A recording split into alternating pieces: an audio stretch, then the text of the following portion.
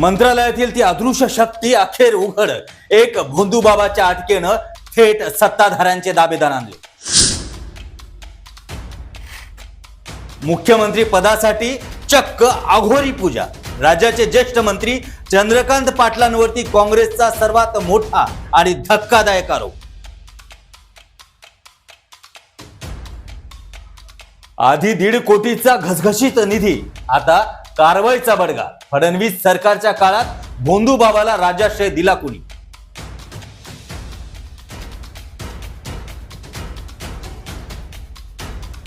थेट केंद्रीय गृहमंत्री अमित शहा यांच्या सोबत फोटो. कोण आहे हा अशोक खरात, ज्याने महाराष्ट्राच्या राजकारणात आणलाय राजकीय भूकंप? तब्बल 6 महिने फाईल का दाबली? स्वतःचे मंत्री आणि बडे अधिकारी वाचवण्याचा सरकारचा डाव अखेर फसला. देवेंद्र फडणवीस यांचा गेम करण्यासाठी मित्र पक्षांचाच अघोरी प्रयोग. भोंदूबाबाच्या फाईलवरून महायुतीत ब्लॅकमेलिंगचं नमन राजकारण.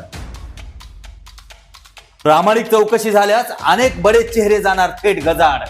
भोंदूबाबाच्या काळ्या कारनाम्याचा संपूर्ण पर्दाफाश फक्त महासागर न्यूजवर.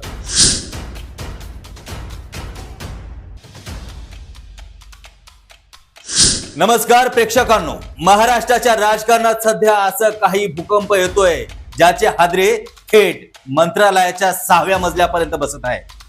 सत्तेच्या 60 मारीत नेते एकमेकावरती कुरघोडी करण्यासाठी कोणत्या थराला जाऊ शकतात याचा अत्यंत धक्कादायक आणि काळाकुट्ट चेहरा आज गजाआड झाला आहे. निमित्त ठरलंय एका भोंदूबाबाची अटक. मुख्यमंत्र्यांनी या बाबांवरती कठोर कारवाई करण्याची ग्वाही दिली असेल तरीही या प्रकरणाची पाळंमुळं इतकी खोलवरती रुजली आहेत की त्यांची नावं ऐकून तुमच्याही पायाखालची जमीन सरकेल. पाहूया आजचा हा स्पेशल रिपोर्ट. सत्तेची हाव आणि खुर्चीचा मोह माणसाला काय करायला लावेल याचा काही नियम नाही. काँग्रेसचे नेते हर्षवर्धन सकपाळ यांनी असा एक खळबळजनक गौप्यस्फोट केला आहे ज्याने राज्याच्या राजकीय वर्तुळात अक्षरशः बॉम्बगोळा टाकला आहे. या गौप्यस्फोटानुसार एक भोंदूबाबाच्या फाईलनं राज्यातील तब्बल डझनभर मंत्री आणि 2 डझन बड्या अधिकाऱ्यांची झोप उडवली आहे. जर या प्रकरणाची प्रामाणिक आणि निपक्ष चौकशी झाली तर सत्तेत मांडी ठोकून बसलेले अनेक बडे चेहरे थेट जेलच्या गजाआड जातील अशी दाट शक्यता या ठिकाणी वर्तवली जात आहे. या संपूर्ण महानाट्याचा केंद्रबिंदू आहे अशोक खरात नावाचा एक भोंदूबाबा आणि त्याचे ईशान्येश्वर मंदिर. विशेष म्हणजे हा बाबा आजचा नाही तर 2018 पासून तो सत्तेच्या वर्तुळात वावरत आहे. आश्चर्य म्हणजे याच भोंदूबाबाच्या मंदिरात तत्कालीन फडणवीस सरकारने तब्बल 1.5 कोटी रुपयाचा घसघशीत निधी दिला होता. हा राज्याश्रय कुणी आणि का दिला हा प्रश्न आता ऐरणीवरती आला आहे.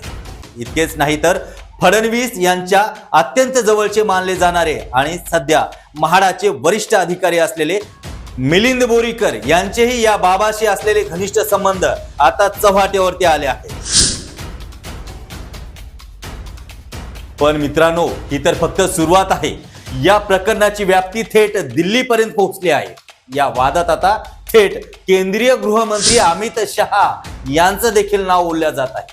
या भोंदूबाबांसोबत त्यांचे फोटो समोर आल्यानं आता एकच खळबळ उडाली आहे. पण याहूनही अधिक मोठा धक्का तो राज्याच्या एका ज्येष्ठ मंत्र्यासोबत केलेल्या दाव्याने आहे.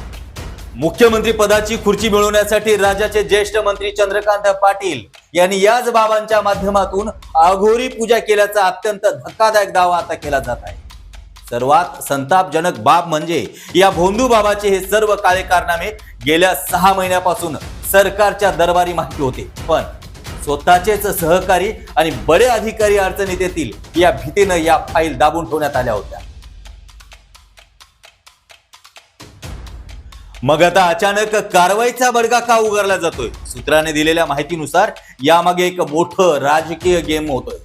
देवेंद्र फडणवीस यांचे मुख्यमंत्री पद घालवण्यासाठी त्यांच्याच मित्र पक्षातील काही हितशत्रूंनी याबाबतच्या माध्यमातून तंत्र मंत्र आणि अघोरी विद्येचा वापर केल्याची कुणकुण फडणवीसांना लागली आणि इथूनच खेळ पलटला. आता याच भोंदूबाबाच्या निमित्तानं फडणवीस आपल्या पक्षातील आणि महायुतीतील विरोधकांना ब्लॅकमेल करून त्यांची राजकीय नाकेबंदी करत असल्याचं आता चर्चा ही जोरदार सुरू आहे. राजकारण, आगोरी विद्या आणि ब्लॅकमेलिंग हा त्रिकोण आता महाराष्ट्राला कोणत्या दिशेला घेऊन जाणार?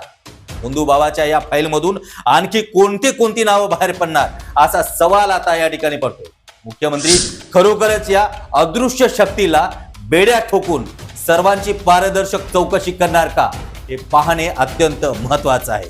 तुम्हाला काय वाटतं, या प्रकरणाची सीबीआय चौकशी व्हायला हवी का? तुमच्या प्रतिक्रिया आम्हाला कमेंट बॉक्समध्ये नक्कीच कळवा. आणि महाराष्ट्रातील राजकारणातील अशाच निर्भीड आणि सत्य बातम्यांसाठी आजच महासागर चॅनलला सबस्क्राईब करायला विसरू नका. महासागर न्यूज.